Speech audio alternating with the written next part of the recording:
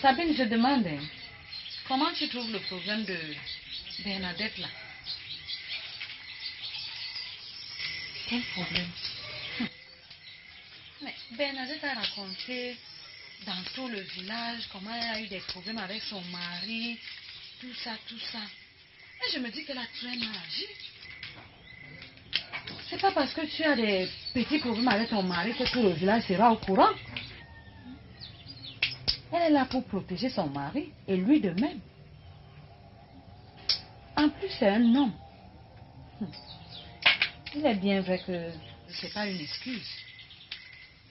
Mais la société est comme ça. Elle a plus tendance à protéger, à pardonner l'homme qu'à la femme. Tu as parfaitement raison. C'est vrai ce que tu dis là.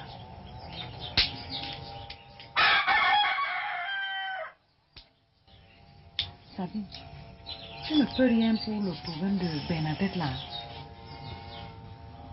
Qu'est-ce que tu entends par là? Je me disais que tu pouvais l'appeler à un apartheid là, donc vous deux seulement. Tu essayes de lui prodiguer quelques conseils. Quel conseil?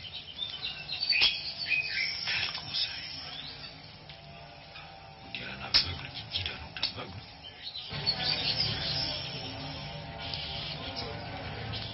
En vertu de quoi je vais entreprendre une telle démarche? Moi, j'aime pas m'immiscer dans la vie des gens. Et puis, ce qui est sûr, c'est que Bernadette ne va pas apprécier du tout. Tu la connais?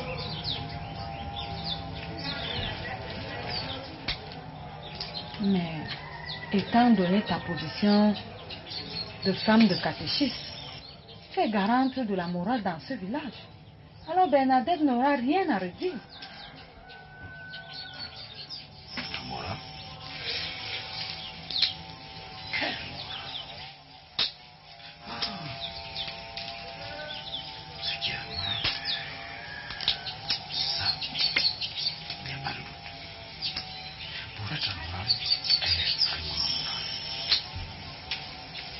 Elle peut garantir ça. Je n'ai pas l'intention d'entreprendre une telle démarche. Tu vois, les gens sont assez grands pour savoir ce qu'ils font tous les jours.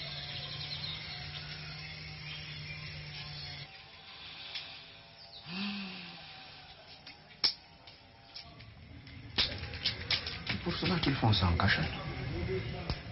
Hein? Azibi? Qu'est-ce que tu as dit là? Oh? Oui. Non. Je n'ai rien dit, je ne t'ai même pas parlé. Oh. Oh, tu sais, je pense à ces choses-là, vraiment. Enfin, j'ai dû parler très haut sans m'en rendre compte. Hein. Ok.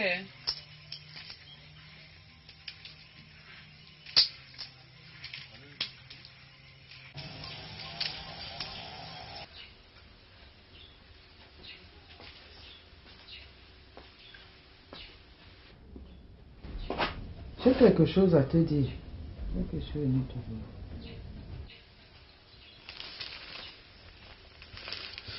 Assieds-toi.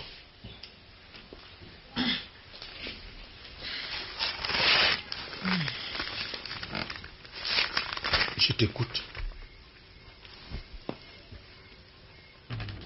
Zibi, notre catéchiste, m'a communiqué la proposition du pasteur qui veut me faire travailler chez lui comme gouvernante. Comme gouvernante? C'est quoi gouvernante? C'est comme une bonne. C'est-à-dire que tu fais le ménage dans la maison, dans la cuisine, dans sa vie, tu ranges tout, tu prépares à manger, tu reçois les gens. Tu fais tout, quoi. Mhm. Après donc une mûre réflexion, j'ai décidé d'accepter ce travail. Et je suis donc venu te dire que bientôt, je vais aller travailler en ville. Et il te paie Bien sûr. combien? Je ne sais pas encore, mais Zibi m'a rassuré que de ce côté-là, je n'aurais pas à me plaindre. Mais avant de t'engager dans une histoire pareille, il faut d'abord savoir combien on te paie. Ce n'est pas le plus important pour moi. Il n'y a pas que le salaire qui compte. Quand même je vis ici, là, personne ne me donne de l'argent, mais je n'en meurs pas. Comment personne ne te donne de l'argent? Tu en produis toi-même, Apolline. Tu en produis toi-même. Tu as tes petites affaires, tu as tes champs et tout le reste. Maintenant, si tu abandonnes tout ça, qui va alors te donner l'argent? Ta fille, je vieillis déjà, hein. Et je n'ai plus toutes mes forces comme avant. Les travaux des champs là même aussi commencent déjà à me fatiguer. C'est comme toutes les activités que tu cites là. Je ne suis pas sûre que bientôt j'aurai encore la force de les assumer. Donc, moi, un boulot comme celui-là est le bienvenu. Et j'ai donc décidé de le prendre. Au moins physiquement, je vais gagner. C'est là le problème, physiquement. Comment vas-tu t'en sortir? Partir du village le matin pour aller travailler en ville, revenir le soir, faire ce va-et-vient pendant 1, 2, 3 semaines. Apolline, physiquement c'est plus épuisant que les travaux des champs. Il ne s'agit pas de faire des va-et-vient, mais plutôt d'aller m'installer là-bas une fois pour toutes. Ok. Aller t'installer là-bas? Oui.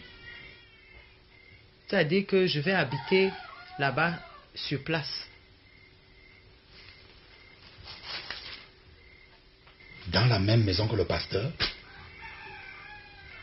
Zibi m'a dit qu'il a une grande maison. Et qu'il a des dépendances, donc je pense que je vais certainement occuper une des dépendances.